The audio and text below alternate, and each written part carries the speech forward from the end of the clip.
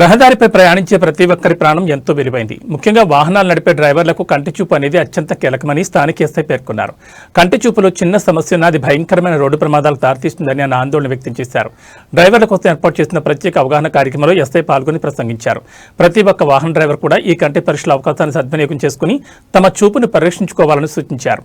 వాహనాలను నిర్ణీత వేగంతో నడపాలని, అతివేగం ప్రమాదకారి అని హెచ్చరించారు.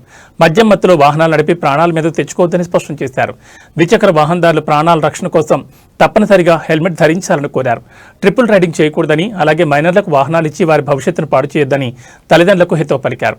నిబంధనలు అతిక్రమిస్తే చట్టపరమైన చర్యలు తప్పవని, ట్రాఫిక్ నియమాలు పాటించి సురక్షితంగా గమ్యస్థానాలు చేరుకోవాలని ఎస్ఐ ఈ సందర్భంగా డ్రైవర్లకు విజ్ఞప్తి చేశారు.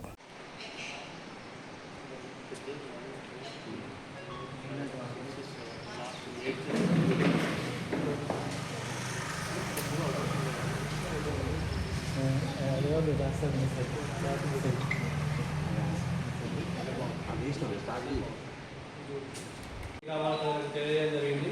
ఈరోజు కంటి వైద్య పరీక్ష శిబిరం అనేది ఏర్పాటు చేయడం జరుగుతుంది. ఇంకా ముఖ్యంగా మన ఉద్దేశం రోడ్డు మీద వాహనదారులకు చేయాలని జనరల్ పబ్లిక్ వచ్చినా కూడా ఎలాంటి ఇబ్బంది ఏం లేదు.